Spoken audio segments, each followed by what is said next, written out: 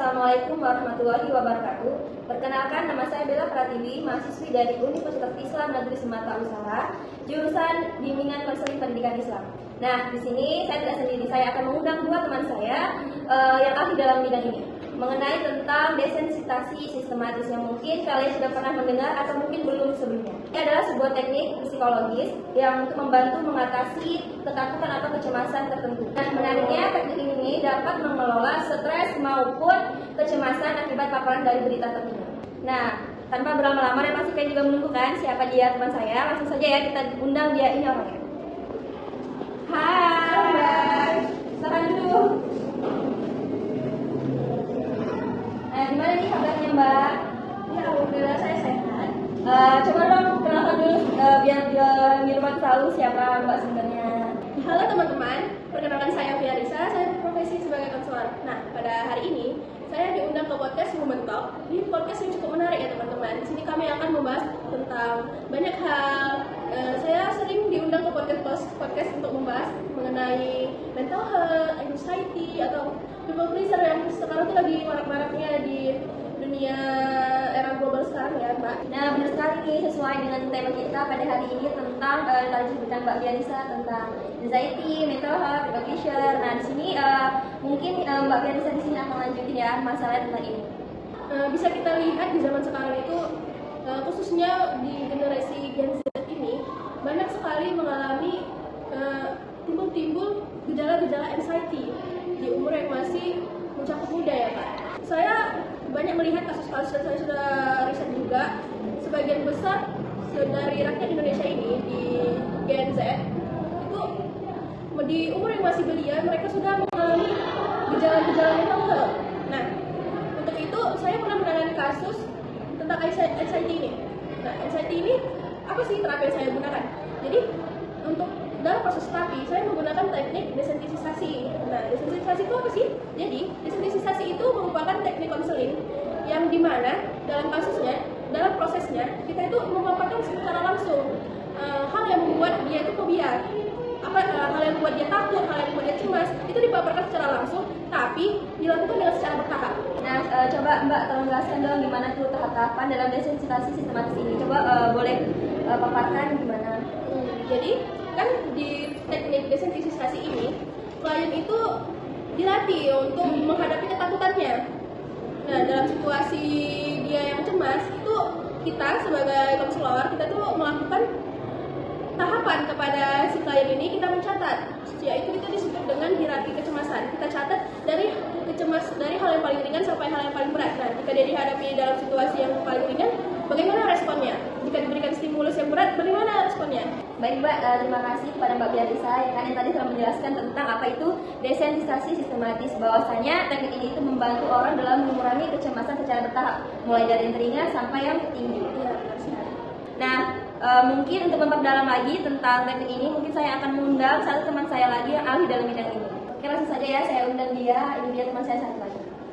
Hai, selamat dulu. Baik. Gimana nih kabarnya Mbak? Alhamdulillah nih, Masya Allah. Nah, Gimana Mbak ini gimana kabarnya? Alhamdulillah baik juga dong pastinya. Coba dong Mbak boleh ini perkenalan dulu. Halo penonton setia Women Talk. Perkenalkan ya, nama saya Yunita. Saya di sini sebagai konselor. Jadi saya senang sekali nih diundang sama Mbak Bella untuk menjadi narasumber. Apa nih kira-kira Mbak yang mau kita bahas? Tadi kan Mbak Fiarisa sudah menjelaskan tentang anxiety. Oh, anxiety ya. Benar, anxiety itu memang pernah juga saya menangani. Kasus anxiety itu sangat lagi booming ya di era sekarang, karena era sekarang tuh udah banyak individualis juga. Jadi kalau misalnya berbaur ke sesuatu lingkungan tuh sering ada takut tidak diterima dan sebagainya. Anxiety itu sebenarnya kecemasan terhadap lingkungan yang baru gitu. Banyak sekali sih, ada gejala yang ringan sampai gejala yang berat. Bisa aja kalau gejala berat itu sampai muntah-muntah, kayak tinggi seperti itu. Nah, jadi kehadiran Mbak di sini mungkin akan membantu klien yang mungkin mengalami tentang fobia itu, jadi bisa mengurangi kecemasannya. Di sini saya mungkin akan mengundang dua yang benar-benar mempunyai kejadian seperti itu ya. Tentu saja kita undang dia orang. Nah, kebetulan mereka sudah hadir nih Mbak, dua teman tadi yang saya bilang. Ya. Nah, mereka ini benar-benar mempunyai, tadi Mbak bilang bahwasannya mereka punya benar-benar kecemasan yang berlebih. Coba kita mulai dari Mbak Usman dulu. Boleh perkenalkan dulu. Perkenalkan, nama saya Usman Hasanah. Nah, kira-kira apa nih yang membuat Usama memiliki kecemasan yang berlebih atau mungkin ada pernah mengalami fobia gitu mungkin? Jadi dulu saya waktu masih kecil ya, jadi terbilang saya takut sama kucing. Jadi kalau ada kucing mendekati saya kayak merasa terganggu gitu kan.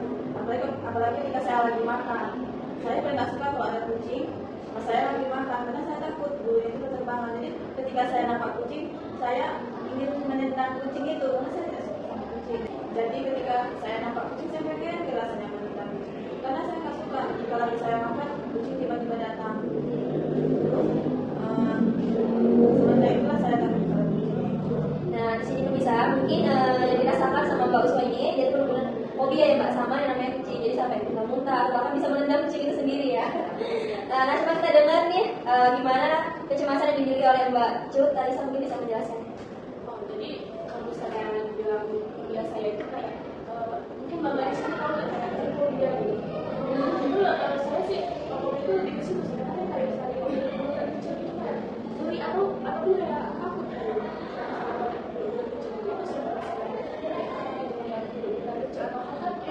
kecil-kecil tapi dia tuh banyak gitu. Itu yang saya takut gitu. Sampai kayak ada kalau misalnya dia kayak gitu kayak langsung bayang-bayang pikiran saya seperti itu. Sampai sekarang Mbak, kalau Sampai sekarang. kita kan dengar ya gimana flight riding itu merasa fobia itu. Mungkin di sini Mbak Fairan kita ini bisa memberikan tipsnya kepada kami, kepada mereka berdua ini yang telah mengalami peristiwa tersebut. Oke, jadi di sini saya akan menangani kecemasan dari saudari Cut mengenai hypofobia. Jadi hypofobia, seperti kita tahu bahwa ketakutan akan hal-hal yang berbintik-bintik bisa dalam bentuk kecil maupun skala besar. Oke, jadi kita bisa mulai aja dulu ya pelaksanaan dari relaksasi sistematis ya. Sebelum itu saya jelasin dulu. Jadi yang pertama saya akan melakukan relaksasi otot. Lalu nanti kita mainkan peran ini. Oke, langsung kita mulai aja ya. Baik, saudari Cut boleh di sebelah saya. Jadi saya di sini yang akan memandu untuk pelatihan relaksasi. Sebelumnya kita tuh harus membuat klien ini merasa nyaman, rileks dan tidak tegang supaya respon akan aku tubuh. Oke? Apakah saudari Cut sudah rileks? Duduknya sudah nyaman? Sudah. Mau sadar atau? Sadar aja? Oke. Oke, bagus. Jadi sekarang mulai tarik nafas dulu sebanyak 3 kali lalu pejamkan mata. Silakan. Nah, sekarang kita akan mulai nih dengan sekarang kamu sudah relax, sudah membayangkan. Lalu sekarang kamu bayangkan pola-pola titik kecil. Udah dapat bayangannya? Sudah. Lalu apa yang kamu rasakan? Bisa kayak bunyi. Oke, sekarang coba kamu bayangin tempat yang paling nyaman. Santai, dengan silakan. Sudah Bu. Oke, sekarang kamu sedang bayangkan mana? Saya sedang membayangkan saya ada di pantai. Seperti apa pantai? Pantainya itu bersih, sepi, ombak-ombak yang mengalir deras. Nah, sekarang kamu bayangkan nih ada orang berjalan di depan kamu, lalu beliau memakai pakaian polkadot. Gimana itu ada pola-pola kecil? Gimana rasanya? Perasaan saya masih tidak terlalu menakutkan. Oke, nah kalau lalu dia mendekat kamu mulai perlahan, bagaimana? Oke, sekarang kamu mulai bergegas mendekati tepi pantai. Di sana kamu mulai masuk ke dalam untuk mencoba berenang nih. Apa kamu sudah jalan? Sudah.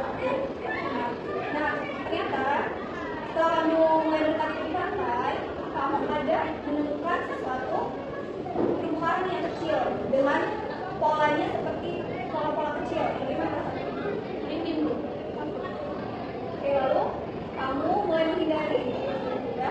Setelah itu kamu coba masukin untuk menyelam. Bagaimana rasanya? Perasaan saya adalah Apa yang kamu temukan? Ada ternyata di dalam itu seperti apa bentuknya? ketika saya menyelam ke sedikit jauh, saya melihat banyak ikan-ikan kecil berwarna di dalamnya. Apakah kamu masih merasa takut ketika sudah di sana? Tidak. Oke, baik. Lalu kamu menyelam lebih dalam, melihat keindahan biota laut di bawahnya. Bagaimana pemandangannya? Cantik bukan? Bagaimana perasaan kamu setelah itu? Perasaan saya sedikit lega karena melihat warna-warni pada ikannya. Oke. Nah, setelah menyelam di dalam. Terus kamu menemukan lagi nih hewan dan tumbuhan yang lebih besar, di mana polanya tuh jauh lebih besar, pola-pola padatnya. Dan setelah kamu melihatnya, bagaimana perasaan kamu? Saya sudah sedikit lega karena pola-polanya itu tidak terlalu seperti tadi. Lalu kamu mulai mencoba menyentuhnya. Kamu mulai coba mendekati. Bagaimana? Bagaimana keadaan? Bagaimana perasaan kamu? Apakah kamu masih merasa takut, tegang? Awalnya masih tegang, tapi setelah saya coba untuk memegangnya kedua kali, saya sudah mulai bisa merasakan kalau itu tidak berbahaya. Oke, nah sekarang kamu kembali menyelam ke tempat lain, di mana masih banyak lagi ternyata hewan-hewan yang lebih cantik. Coba kamu bermain di sana. Kamu mulai menyampaikan ikan tersebut, memegangnya. Bagaimana perasaanmu? Tegang. Oke, sekarang kamu boleh berkata-kata. Nah, sekarang saya ada gambar nih. Kamu boleh lihat ini. Oke, setelah melihat gambar tersebut, bagaimana perasaan kamu? Sudah sedikit lega. Dan daripada yang tadi sudah sedikit lega, saya bisa melihat gambar ini. Oke, bagus. Nah, itu kamu sangat luar biasa karena usaha kamu itu sudah melewati banyak langkah, dari mulai tarik nafas, lalu membayangkan sesuatu yang hal kecil, bertegang, lalu relax lagi. Nah, kamu tuh sudah melangkah jauh. Jadi sekarang boleh kamu jelaskan ketika kamu lagi menghadapi ketakutan kamu dari masa kecil, bagaimana respon yang akan kamu berikan, tunjukkan. Memang saya sulit untuk melihat seperti tadi.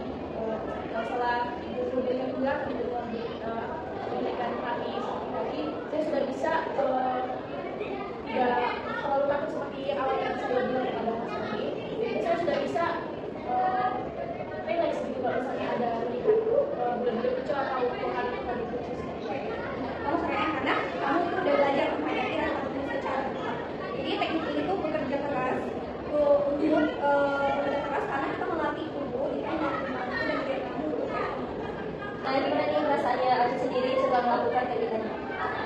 Saya sudah melakukan teknik ini tadi saya tuh udah mulai nyaman, tenang daripada yang awal tadi saya cerita saya bisa takut menghadapi yang seperti tadi. Setelah dilakukan sampai tadi saya sudah merasa nyaman dan tidak terlalu takut kalau misalnya melihat cerita-cerita yang seperti itu.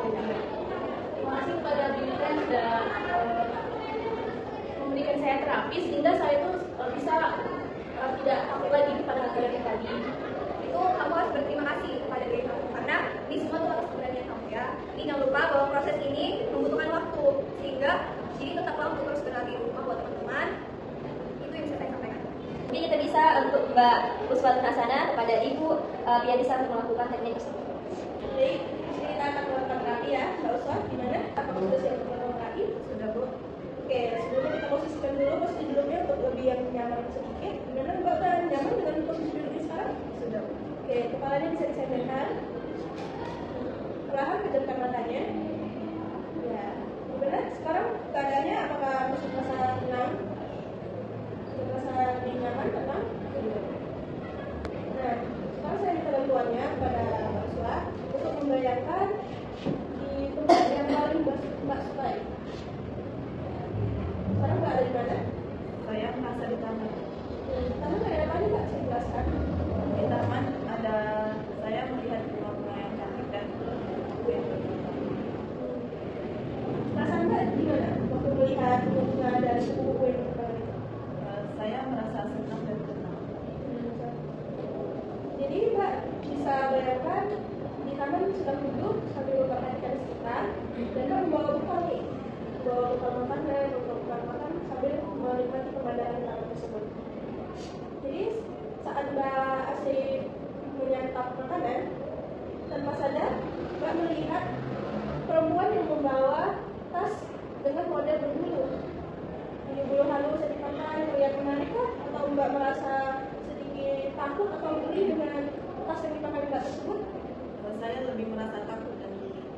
Nah, sekarang kakak-kakak yang sudah membawa tas tersebut mendekati Mbak, menjadi izin duduk di samping Mbak. Apa yang Mbak rasakan? Saya merasa lebih geli. Terus karena melihat sama mbak tersebut, akhirnya kakak tersebut pergi menjauhi mbak karena mbak merasa takut nih terhadap dirinya. Dia tidak tahu apa penyebab mbak takut dengan dirinya. Nah, saat mbak lanjut menyantap makanan yang mbak bawa dari rumah, bukan mbak, tanpa sadar ada seorang anak kecil yang menggendong peliharaannya sambil berjalan-jalan. Peliharaan yang dibawa itu adalah seekor anjing. Apakah saat melihat seekor anjing pun juga merasa takut? Saya merasa takut pada anjing tersebut. Apa yang membuat mbak takut dengan anjing tersebut? Yang saya merasa takut, saya takut digigit oleh anjing itu. Nah, oke. Nah, si anak pun pergi mengambil anjing yang dia miliki. Mbak lanjut menikmati suasana taman tersebut. Mbak menikmati anak kecil yang tertawa bersama orang tuanya. Ada kupu-kupu yang berterbangan, Mbak menempel di bunga-bunga yang indah. Bunga-bunganya berwarna-warni sehingga Mbak merasa menarik untuk memetiknya. Terus saat Mbak berjalan mencoba untuk memetik salah satu bunga yang ada di taman, Mbak melihat seekor kucing dari arah seberang Mbak. Perlahan kucing tersebut mulai mendekati Mbak dan berlari menuju semak-semak tempat bunga yang Mbak ingin petik tersebut. Pelan-pelan kucing itu mendekat ke arah kaki Mbak dan mulai mengelus-ngelus kaki Mbak. Apa yang Mbak rasa? Saya sudah tidak merasa takut. Kenapa Mbak tidak merasa takut dengan kucing tersebut? Karena saya pikir kucing itu semenakutkan itu setelah dia mendekati saya. Tidak sempurna itu. Ya. Bagaimana Mbak Sana masih merasa tetap? Coba posisinya dinyamakan lagi. Bisa dengan kepalanya boleh. Ya. Nah, coba Mbak sekarang perhatikan kucing yang mendekati Mbak itu. Apakah Mbak melihat wajah kucing tersebut Mbak merasa jijik atau geli? Tidak. Kenapa Mbak tidak merasa geli lagi? Karena kucing itu memuaskan. Ya, ternyata kucing tersebut tidak melakukan apa-apa pada Mbak kan? Dia tidak membuat Mbak risih. Seperti itu kan? Tidak. Apakah kucing itu ingin Mbak pegang sekarang? Kalau Mbak tidak takut lagi dengan kucing tersebut? Sudah tidak lagi. Dan apa yang akan Mbak lakukan ketika kucing tersebut ingin meminta makanan Mbak yang Mbak bawa tadi? Saya ingin mengasih makanan saya. Oke, baik. Karena Mbaknya sudah mulai bisa merasa tenang dan mulai bisa menghadapinya, coba sekarang boleh buka matanya. Nah, tadi Mbak sudah membayangkan kejadian-kejadian yang sudah kita rekam, bahwa nanti suatu saat kalau misalnya Mbak mulai menghadapi situasi nyata di kehidupan nyata ketika menghadapi kucing, Mbak bisa mulai perlahan-lahan menenangkan diri, membayangkan bahwa ternyata kucing itu tidak sepenakutkan itu, dan reaksi yang saya berikan selama ini itu ternyata berlebihan gitu. Saya tidak perlu secemas itu untuk menghadapi kucing lagi. Gimana Mbak? Apakah bisa menjadi kehidupan nyata melakukannya? Bisa mengendalikan diri? Oke, baik. Terima kasih ya Mbak. Mbak ini udah mulai merasakan nyaman, udah nggak boleh takut lagi sama yang dirasakan tadi sebelumnya. Alhamdulillah. Terima kasih juga loh kepada Ibu Indita, Ibu Yarisa yang telah sudah hadir untuk memberikan tips-tipsnya kepada Mbak ini sehingga mereka mulai merasa menghilangkan kecemasannya itu. Oke, kita akan balik topik yang di awal tadi tentang anxiety sendiri. Nah, kira-kira dari sini gimana? Jadi seperti yang udah saya katakan bahwa anxiety itu kecemasan terhadap suatu lingkungan yang baru atau menghadapi seseorang yang baru.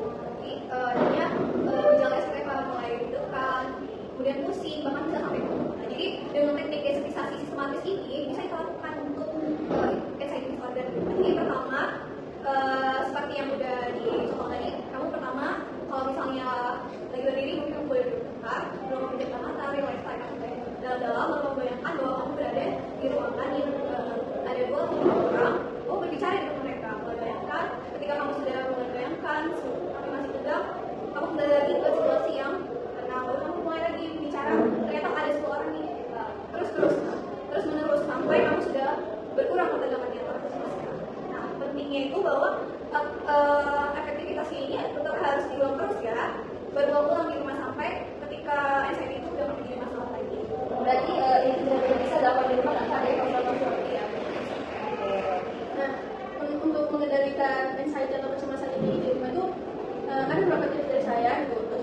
anxiety. Untuk mengendalikan anxiety kan sulit untuk disembuhkan, tapi bisa dikendalikan dan bisa dikurangkan.